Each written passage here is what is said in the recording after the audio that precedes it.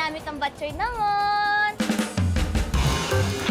Ang inaabangan gabi-gabi ngayon na primetime series dito sa GMA, ang kwento ni Tata at kung paano siya nagpanggap sa katauhan ng kamukha niyang sikat na artista, si Venice. For smoother and softer skin. Ang My Ilonggo Girl na ang dual role ginagampanan ng isa sa hottest kapuso stars ngayon. Mami, hindi po! Mali kayo nang iniisip! Nagtatrabaho lang ako para sa pamilya ko! Nagtatrabaho ka? Hindi ko hayaan na gawin mo lahat sa akin! Ang binansagang star of the new gen, si Jillian Ward. At tulad sa kanyang drama, si Jillian, nagkalat na rin daw ngayon ang mga ka-doppelganger niya. Mas guwapa ako sa'yo. Ay, mas guwapa ako sa iyo, Mula sa hilatsa ng mukha, kurbada at kilos.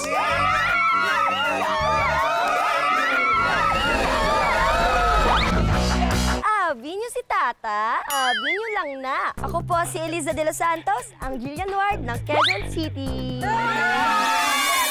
Jillian Ward na Jillian Ward ang arrive.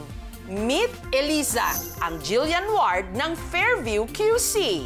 Jillian po talaga. Nakita ko rin po siya in person before. Yun po, kamukhang-kamukha niya po talaga. Ang way po ng pagngiti niya, same din po sila ng ngiti ni Jillian Ward. Marami pong tao na nagsasabi na, mukha mo si Jillian Ward. Minsan po pinagkakamalan po nila ako. Ikaw ba si Jillian Ward? Pinaprank po ba kami? Naaral ko po yung galaw niya, yung pananalita niya. Manood po ako ng mga videos niya. Sumasayaw, uma-acting. Nong! Kaon na ka mo diri! Manamit ang batchoy naman! Nong! Kaon na po! Kakain ka ba o hindi? Kawalo ka. Kedyo ah. Ano ba yan? Nasabi ko ba sa salawin, ganda mo no? Swerte ka din talaga may kamukhang artista eh. Tapos yung kamukha mo po, sikat na sikat pa. Grabe! Guwapa! Hanggang si Eliza, ginamit na ring talent sa My Ilonggo Girl. Nakasama ko na po si Jillian Ward sa mga event, mga content. Nag-TikTok po kami. Bumisita po kami sa set ng My Ilonggo Girl po. Sobrang bait niya. Smoother and softer skin. Kat! Ano ba yan? Sugar ng kapatid mo, tigas ng dila. At iba rin talaga magbiro ang tadhana. Gagawa tayo ng paraan. Dahil kung ang papel ni Jillian sa My Ilonggo Girl na si Tata may sakit ang ina, gayon din ang Mami Rosalia ni Eliza. Mama ko din po kasi tinamaan din cervical cancer po, stage 4. Ang malungkot na balita, pumanaw na ito noon lamang nakaraang taon. August 28 po siya kinuha sa amin. Ang pagsisisihan ko lang po is yung di ko po siya nababantayan sa ospital. Noong time na yun. Kasi po hindi po kaya ng loob ko na makita po siya nahihirapan.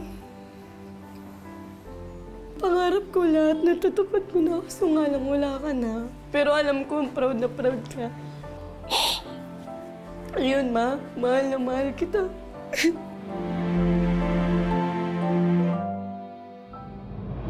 Samantala, may isa pang Jillian Ward variant dito sa Cotabato City, sa Mindanao.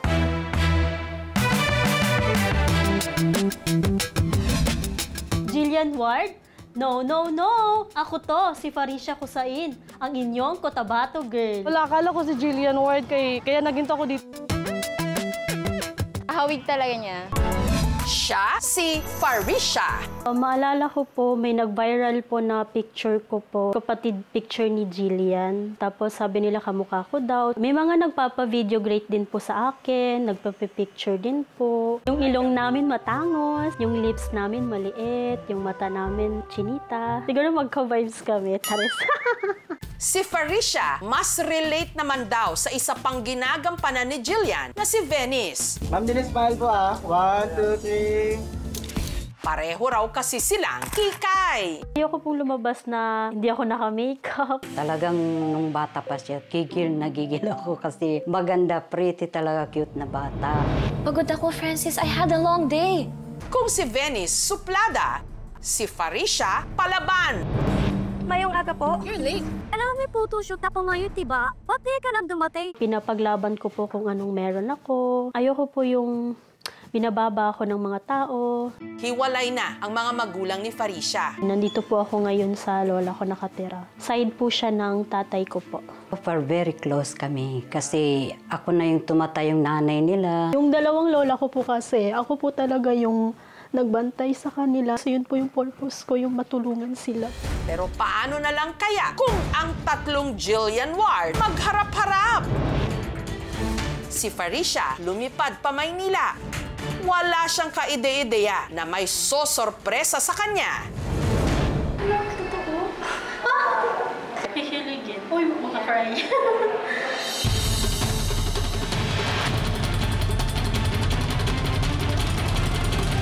Hello!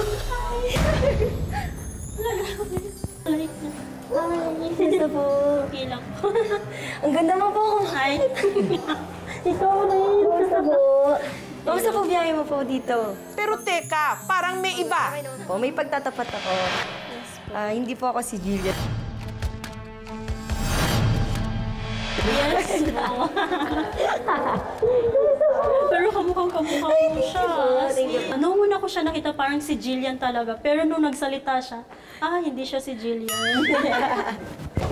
So, munti ka talaga ma-proud. Di, ang ganda niya po. Ikaw rin. Umakata sa labi, no? Ay, Char. Ang dalawa, kumasa rin sa acting challenge. Sa pagkakataong ito, nagpalit persona sila. Si Faricia ngayon si Tata, habang si Eliza naman ang gumanap na Venice.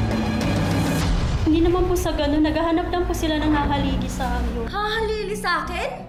From what I heard, mga agaw ka! Habang nagpapasiklaban ang dalawa sa pag-arte, may isa pang umagaw ng eksena. Gusto mong agawin lahat sa akin! Gusto mong agawin yung asawa ko? Walang iba kundi ang original, opo, ang totoong may Ilonggo girl na si Jillian Ward. Hubarin mo yan! Hindi naman po sa ganun. Hubarin mo yan! Hindi po. Hubarin mo yan!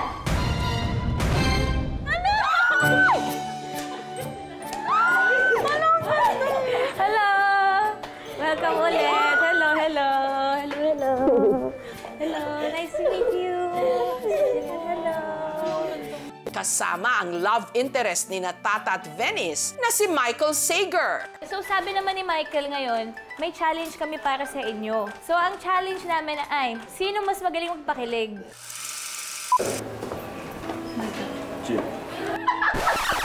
Hindi niya kaya. Lambingin mo naman ako. Yeah! Michael, huwag ka magsasmile.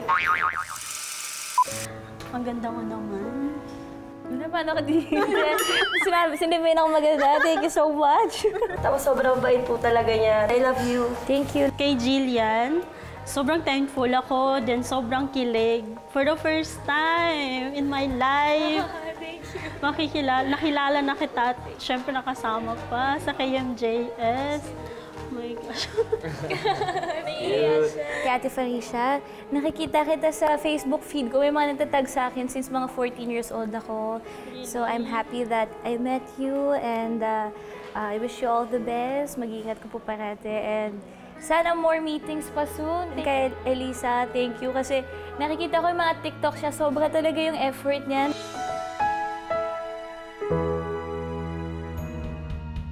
Nakakatuwa na ang kanilang kamukha, idolo pa nila.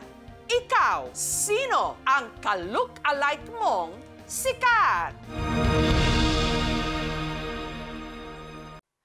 Thank you for watching, mga kapuso. Kung nagustuhan niyo po ang videong ito, subscribe na sa GMA Public Affairs YouTube channel.